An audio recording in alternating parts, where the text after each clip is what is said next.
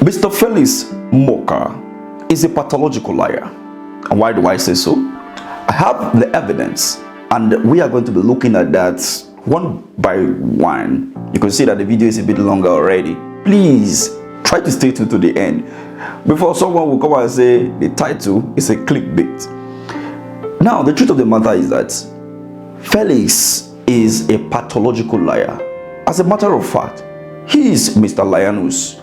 If not, when you look at the interview that was granted the first day, and look at this particular question posted to him. Some of you have said that he's always embarking in voodoo economics that are not in line with current realities. I mean, don't you think? That's a slingshot that's gone beyond normal politicking. And after this question was posted to him, and the response is the reactions that he is receiving from Nigerians. What do you mean by saying that that was never a threat when he went back for a rephrasal? Let me say, like, to explain himself before Nigerians that he never threatened Mr. Peter Obi. You see, he who alleges must prove. If Peter Obi says anyone threatened him, he must, beyond just saying I've been threatened. Peter Obi, I think for a man in his standing, he should adduce or supply some evidence of those who threaten him. Because if anyone threatened Peter Obi, we shouldn't be having a conversation in your studio. The law enforcement system should be looking for those who threatened Peter Obi's life. So, but the point, I want to make two major points. One is that I, Felix Morka, did not threaten Peter Obi. Nothing I said in that interview begins to even suggest remotely that, Peter Obi, I was asking anything other than saying to the man who was asking me a question, he said, you guys are calling him Prophet of Doom or, voodoo economists. And I said, well, you know what, if that's what it's called, he has, he deserves it because he's crossed the line of truth. Now, I don't know by what medium or by what, effort do you then transmogrify that conversation into a threat to Obi's life and the life of his family or those around him. That is libeling extreme. I know Mr. Obi likes to put figures from Bangladesh, from India, from China, but that's not what we're talking about. Let's move to the second leg of it. Has anybody threatened you? Because your own party is saying you have been threatened. And who are those people who have threatened you? How? Please, now you be the judge. Look at this carefully. Was that what he meant? Psychologically, when you said that this is coming to you, or whatever you get, or whatever you see, that is what you get because of what you have done, and all of that. Now, you look at the tonation, you look at the expression on this person's face, you look at the manner at which this person has been relating with the person in which he is talking to. Psychologically, how do you call that? That was a threat. But he said that if he was threatening or somebody is threatening Mr. Peter Obi, who will not be in the studio, but the security agency in Nigeria should be looking for the person, and that he has received over 400 threats since that day.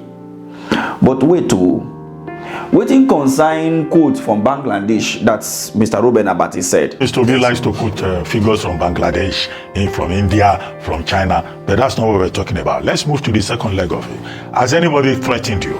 If you bring Ruben into this discussion, and you bring Mr. Felix into this discussion, then you will understand the reason why Nigerian journalists, to a very far extent, they don't know what they do.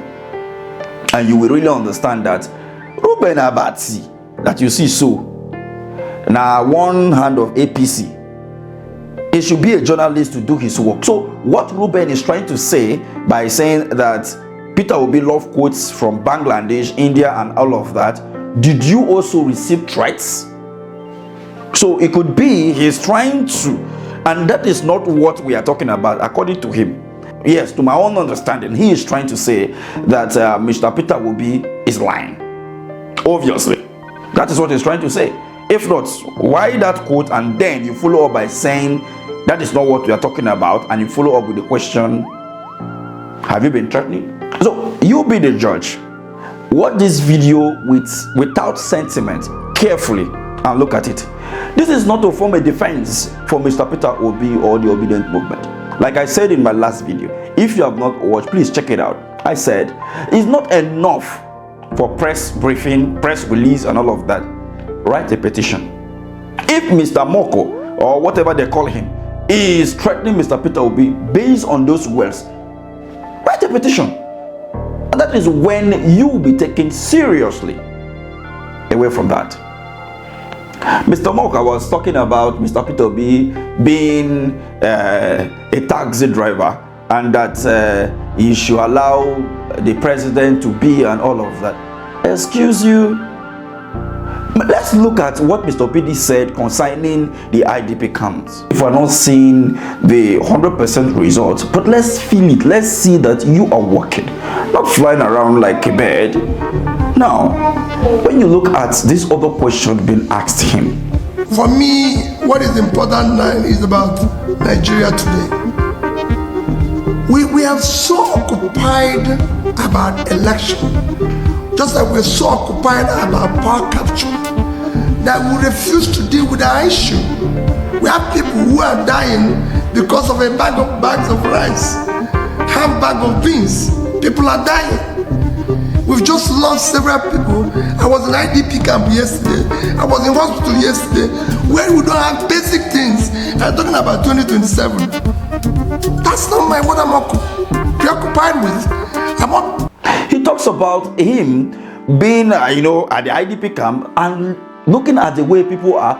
Mr. President, try and visit these IDP camps. Visit them. Talk to them and let them, give them hope as a president. Give them hope. Don't worry, within the next 1-2 years, you'll be out of this place. You go back to your homes and all of that. Try and reach out to them. He has been there. He has, he has the first-hand information from these people. He interacted with them, and he is trying to even give a feedback to Mr. President by saying, oh, see, Mr. President, you need to visit these people. Let them feel you like a father. So you tell them, as your father, I'm doing my best, and I will make sure that you are out of this place as soon as possible. What is bad in that? But look at the response of Mr. Morka. See, anywhere in the world, when you visit IDP camps, it is depressing. It's not funny. There's nothing romantic about IDP camps, because when you are displaced by whatever reason, whether by war or by internal, strife, or by even natural disasters, people, live less than they do ordinarily in the normal course of things. So, yes, I can hear Mr. B when he says, oh, I went there and I was depressed and I was sad. Yes, it is sad to visit them, because they live a life that, can be better, that is not better because of the circumstances they find themselves. But Mr. President is the president of everyone in Nigeria. He's the president of everybody, the rich, the poor, the affluent, the people in the IDP camps. He is the president of the Federal Republic of Nigeria. And Mr. President is somebody who is, known. I don't need to make that point. He is universally acclaimed to be a man who is deeply compassionate, whose level of empathy is beyond Mr. B even. In fact, let me not bore you with the long, let me summarize everything.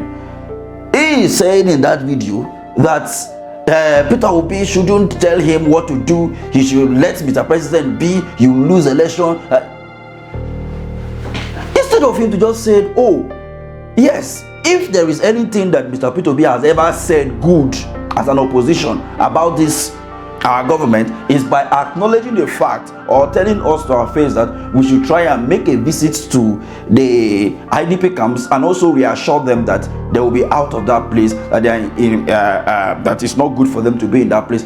All you need to do is just to say, okay, thank you, Mr. Peter Obi, for your suggestion. We are working as a political party.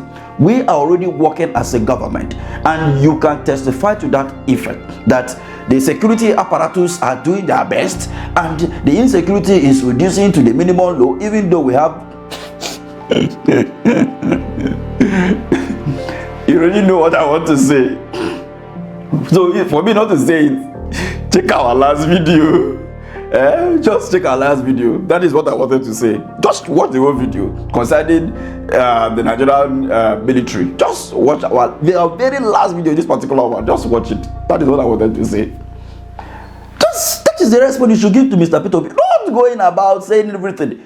But if If we are to even go to the beginning of this video now that you are watching now and look exactly to what is causing all of this hulabahu, is just a personal attack. You call him economists of voodoo, blah blah blah blah blah. Don't you think this is outside politics? And he said, oh yes, it is out. He agreed to that question, that is outside politics. He has crossed so many lines, so he gets what is coming to him. That is what he meant. That is the meaning of that statement. So why is he denying that statement now? You said it, that this is it. So why are you denying the statement? That was what you said. You said he is getting, by the second video where he went to explain himself, that is it. He is getting what he is getting because he has crossed so many lines. So number one, a threat to his life, it is because he has crossed so many lines. 2, any insult he received is because he has crossed so many lines. 3, whatever you are saying, calling him voodoo and all of that, is because he has crossed so many lines. Which line did Mr. Peter Obi cross? That is the question, Mr. Morka. Come and answer Nigerians. They are asking you, which line did Mr. Peter Obi cross? Stop running around media houses in Abuja to say what you really already confirmed to us that you actually said it. Tell Nigerians who draw the line, at what point, at which authority, who draw the line. Tell Nigerians, and what do you mean by the line? Let people know so that they won't cross the line, so that others too will not cross the line. I think we have a law that if you take arms and go against the government, it is treasonable. Capital punishment, right?